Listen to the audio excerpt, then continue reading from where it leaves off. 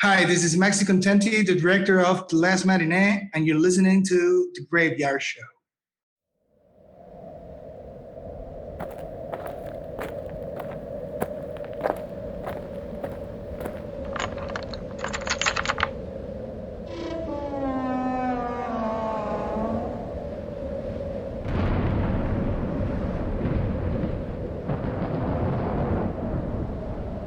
And welcome to the show, everybody. I am the Caretaker, host of the program. And for those of you that are new listeners, welcome to the program. It's nice to have you here. For those of you that are returning listeners, you're probably wondering what's going on, why the show has a different open. And I'm going to get into that in just a second. This is actually the second recorded open I've now done for the show. I was all prepared to put the show together about a few days ago, and current events have compelled me to change how I open and close and actually do the show today. So please bear with me while I just kind of talk about some current events for a few moments here. It's been hard enough for everybody with the Delta variant going around, and we're seeing a lot of cases happening, people passing away. That was tough enough. Now here in the United States, we are currently dealing with a hurricane that is cutting basically up the center of the country. Louisiana was hard hit by Hurricane Ida, and you basically have New Orleans without any power. And it's just been really tough. The hurricane is looks like it's heading up towards Tennessee. Looks like parts of Georgia and Mississippi will get some rains and winds. Memphis, Nashville, all the way up to Pittsburgh, Pennsylvania. Looks like they're all going to be affected by this, possibly even the Northeast with rain. So this has been a tough couple of days. Really tragic when you have loss of life to natural disasters like this. So if you're listening to this program and you're from those areas, just know that we've been thinking about you here on the program and wish you all of the best, and please stay safe. The biggest current event story of the last week, well, actually the last couple months, has been what's happening in Afghanistan. I'm not going to go on any kind of political discussion here or talk. That's not what this is about. This is something that I want to talk about from a human point of view. We lost 13 service members of the United States military a few days ago from a suicide bombing. Actually, it was double suicide bombing in Afghanistan. I know all of you have heard about this already. It was incredibly sad. You're talking about kids that lost their lives doing what they could to help people out and to really do what they could to try to, help people that needed it. They are real heroes. They are braver than I have ever been.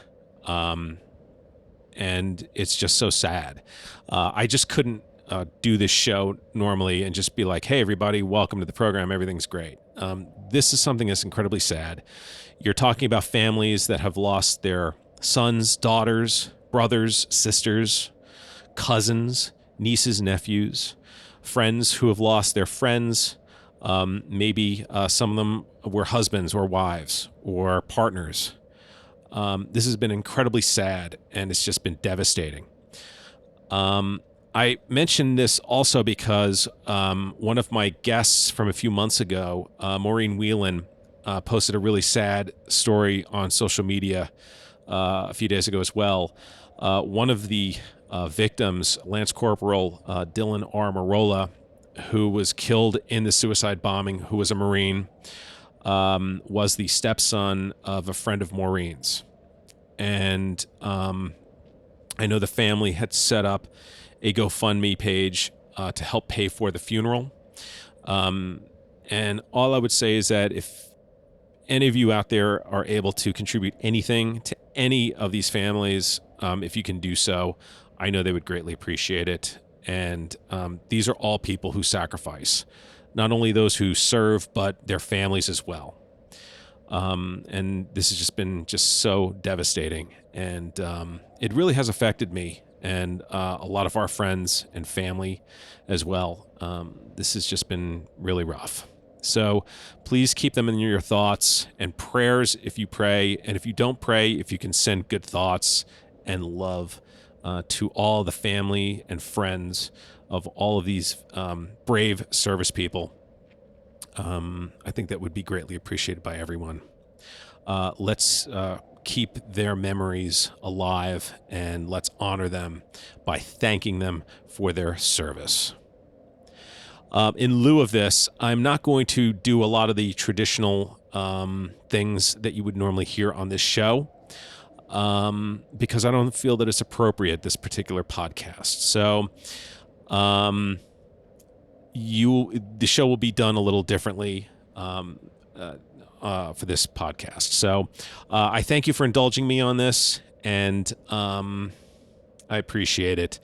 There's really no segue to get to this. So before I get to my interview with Maxi Contenti, who is here to discuss his film, The Last Matinee, which as of August 24th was available on digital VOD and Blu-ray.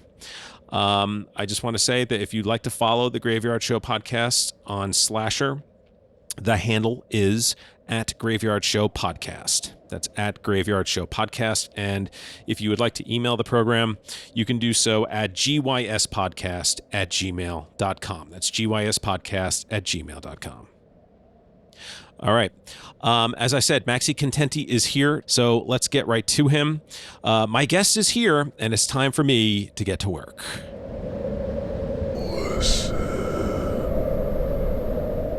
Well, there's nothing like spending a rainy day inside of a movie theater, catching a matinee. The only problem is when a killer who is on the loose is also taking refuge in that same theater.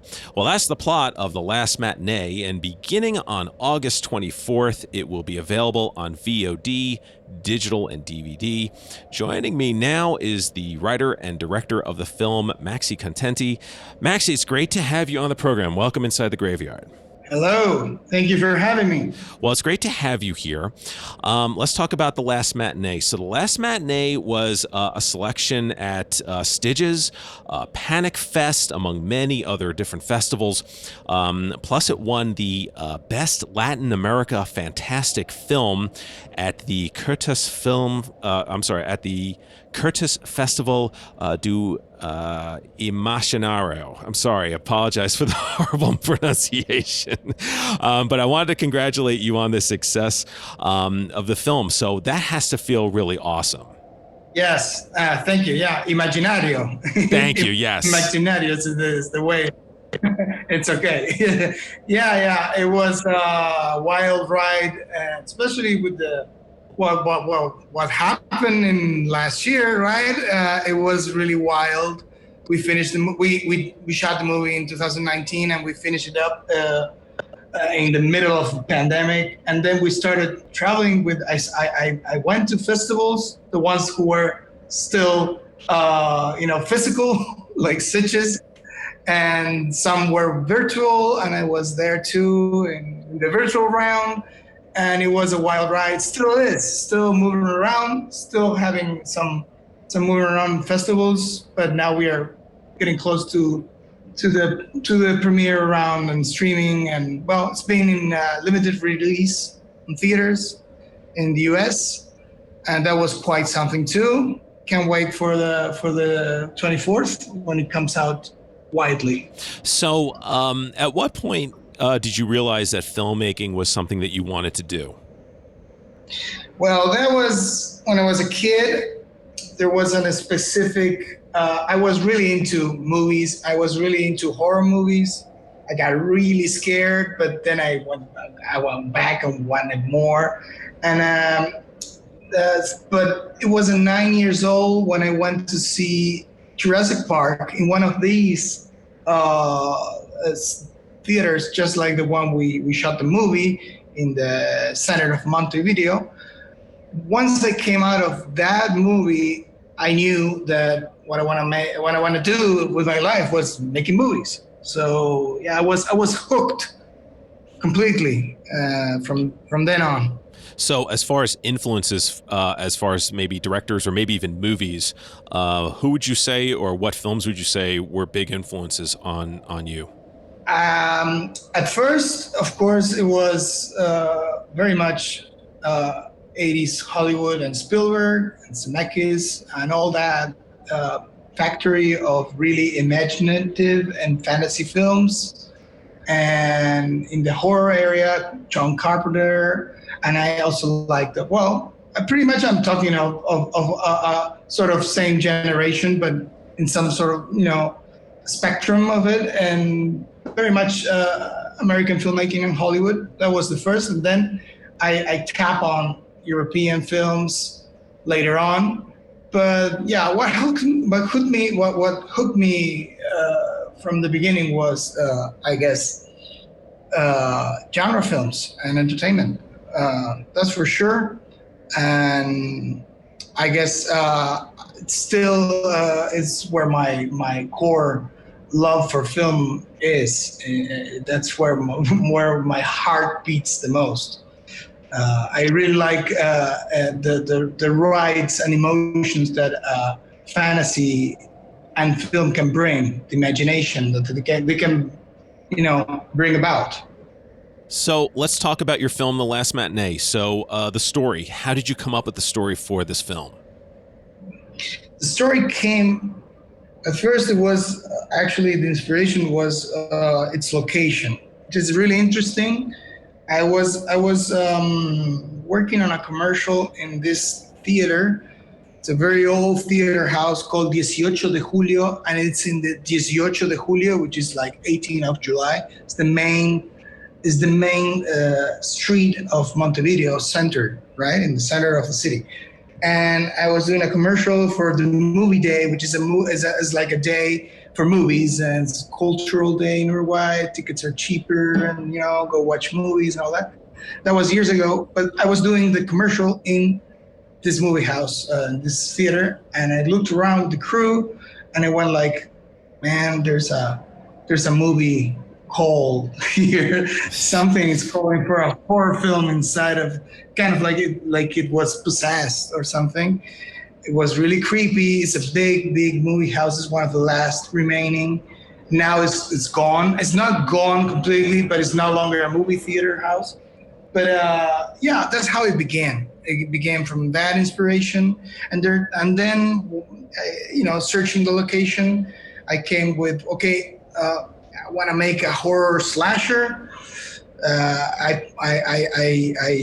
went with that subgenre because I wanted a really good local villain. I wanted to create an antagonist from Uruguay, from Montevideo, that was strong, and slasher have the best villains.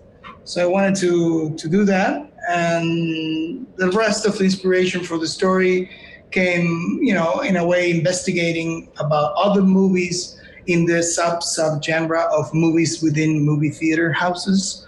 And there's a lot of them in different genres, not only horror, but we found, we knew Demony,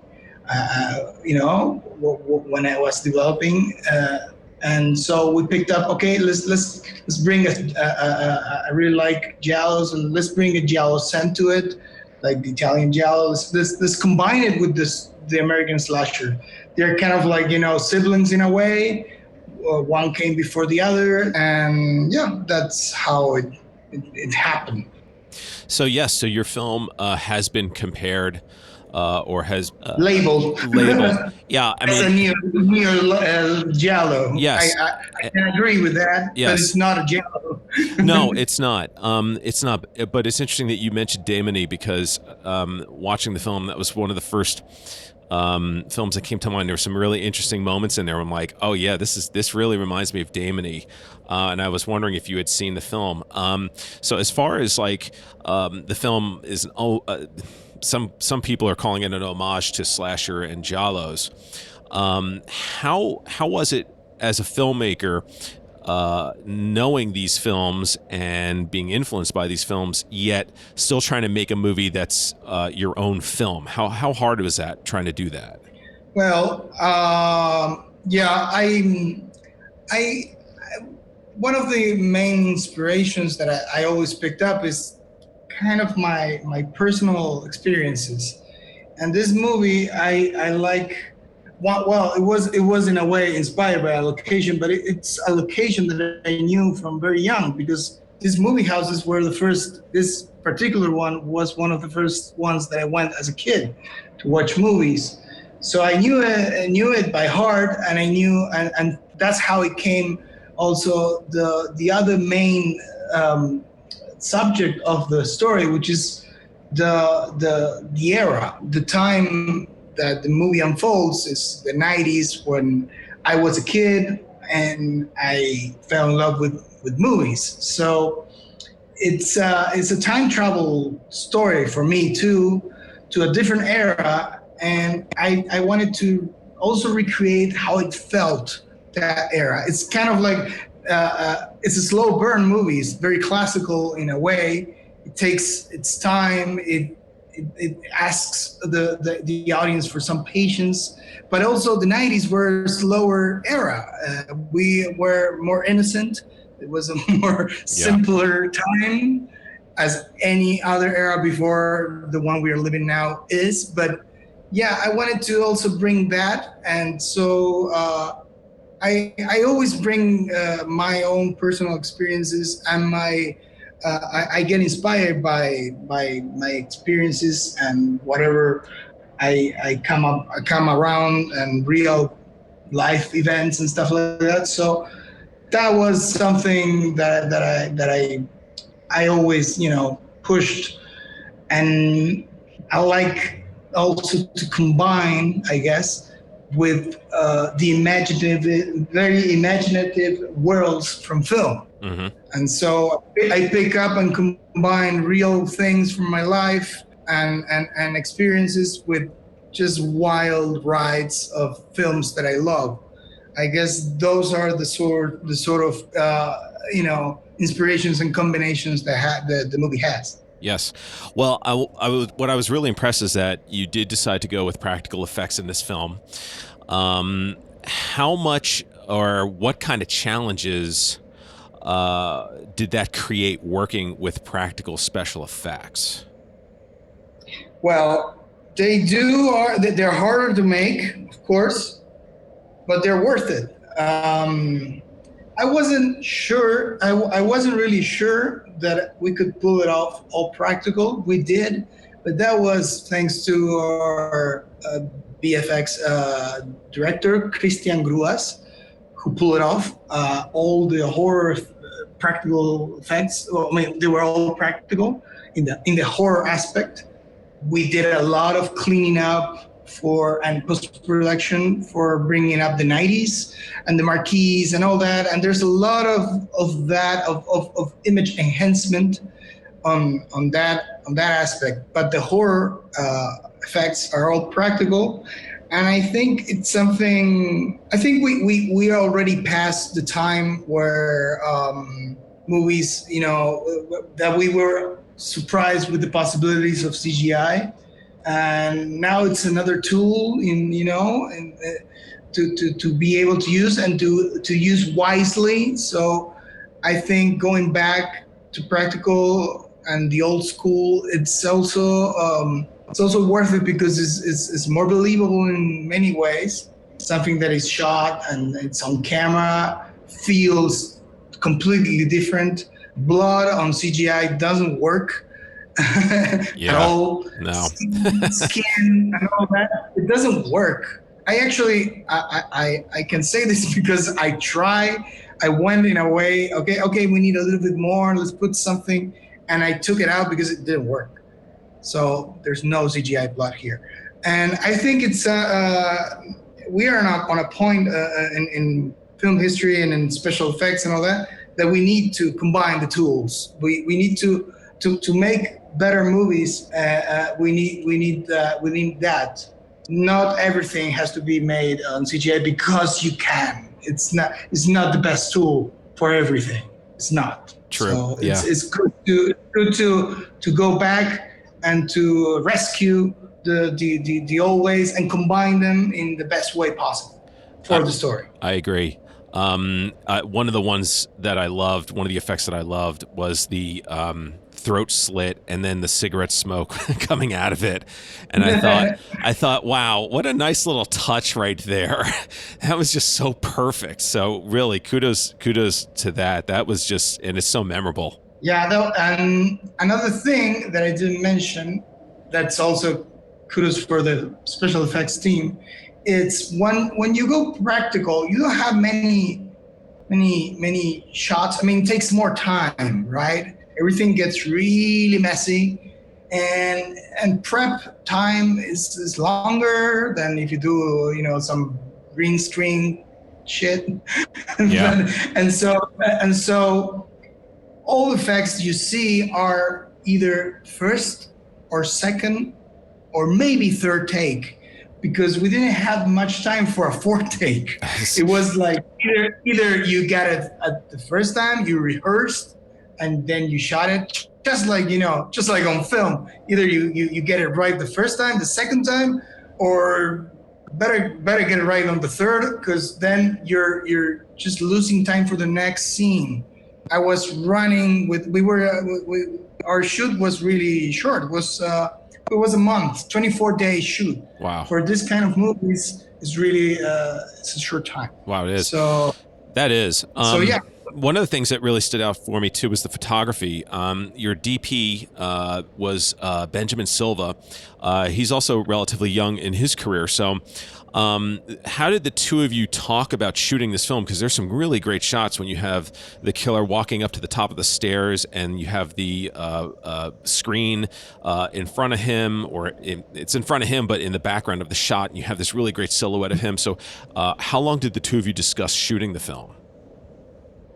Yes, we discussed and worked the style of the film for a very long time, because production and pre-production and financing, it takes time everywhere. But when it comes to genre films and when it comes to outside industry, independent filmmaking, and in Uruguay and in Latin America, it takes more time and it's harder. So we had some time to, go to the location, check it out, and think and pre-visualize in a way how it was going to look. What we didn't have was time when we were shooting, so we better had it. I mean, he better got it right right there, and he didn't have much time to prep lighting for, like, we didn't have much gear to prep one set and the other one next, so you have more time to shoot. You had to prep one and then pick up all the gear and prep the other angle. So we had to be kind of like very much connected in a way.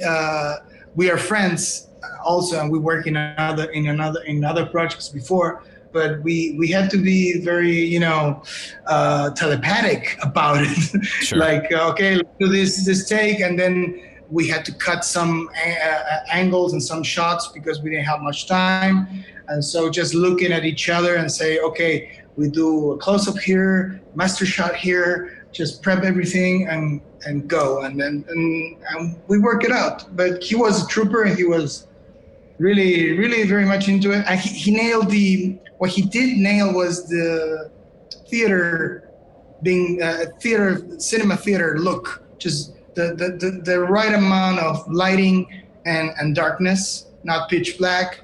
You could, with the projection and the cinema look, he really got it. That was all himself. Yeah, it looks really, it really looks fantastic. I'm sure it was not easy working in that theater. Was the theater still a working theater, or was it just closed and you guys had run of the place? Yeah, we actually used two locations. The main one, the theater, the one that inspired the film, it was already closed, so we rented the place and we camped there. The whole production was moved there, and that was our base. We had our catering and all the production.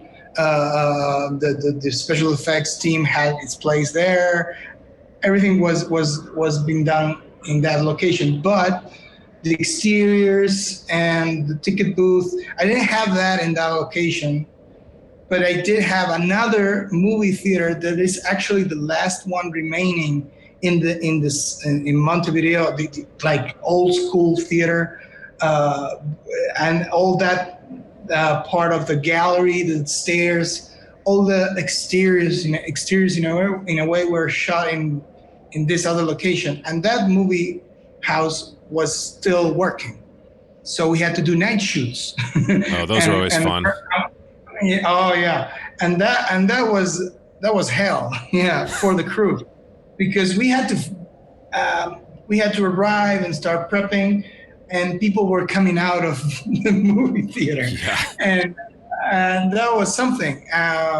We set the fire alarm once on, and brewing someone Lion King prediction, the new one, and and people were calling the police because they thought they saw a stain of, like a big stain in the floor of blood, or just a mannequin, a dead mannequin in the floor, and we were saying no, it's a movie, we're shooting a movie.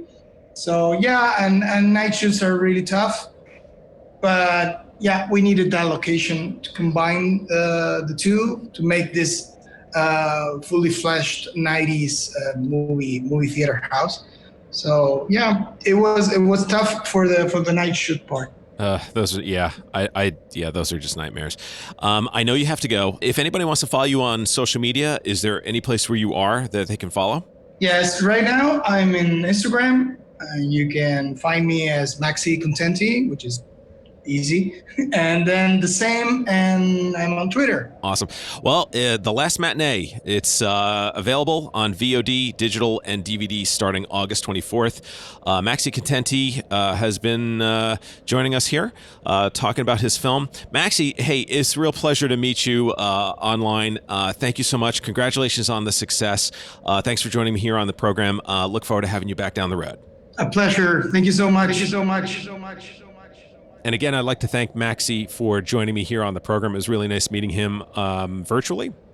And I really do look forward to having him back on the program again down the road. And The Last Matinee, again, is available on VOD, digital, and Blu-ray. What's crazy is that I can barely handle speaking English. and me fumbling in Spanish is just sad. But not as sad as hearing me try to speak French. I should be legally outlawed from speaking French because I sound like some guy from Jersey, which actually I am. But there are just certain languages. I've gotten better with Spanish, but French is just, abysmal. Just totally abysmal. Okay, well, as I begin to close down the show, I would just like to remind you of my other program that I do called Catacombs of Horror. It is available on the Graveyard Show Podcast's YouTube channel.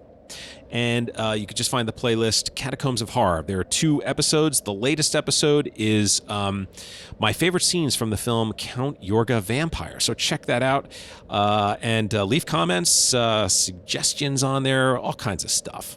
Coming up on the next podcast, I'm going to be joined by Ben Scrivens, who is the man behind the awesome T-shirts, Fright Rags. So he's going to join me to discuss how he created Fright Rags, what was the motivation behind it, and maybe he'll give us a little sneak peek as to what we can expect in September and what merchandise will be coming out in October. Ah, yes. Let's see if he'll give up any of the goods. The Graveyard Show podcast is available on Apple Podcasts, Spotify, iHeartRadio, Stitcher, and wherever podcasts exist. And as I just mentioned, the program is also found on YouTube as well. All right, my friends, I look forward to seeing you very, very soon.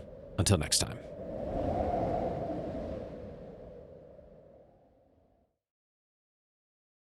Marine Corps Staff Sergeant Darren T. Hoover, 31. Marine Corps Sergeant Johanny Rosario Picardo, 25. Marine Corps Sergeant Nicole L. Gee, 23. Marine Corps Corporal Hunter Lopez, 22. Marine Corps Corporal Deegan W. Page, 23. Marine Corps Corporal Umberto A. Sanchez, 22. Marine Corps Lance Corporal David L. Espinoza, 20. Marine Corps Lance Corporal Jared M. Schmitz, 20. Marine Corps Lance Corporal Riley J. McCollum, 20. Marine Corps Lance Corporal Dylan R. Marola, 20. Marine Corps Lance Corporal Kareem M. Nikui, 20.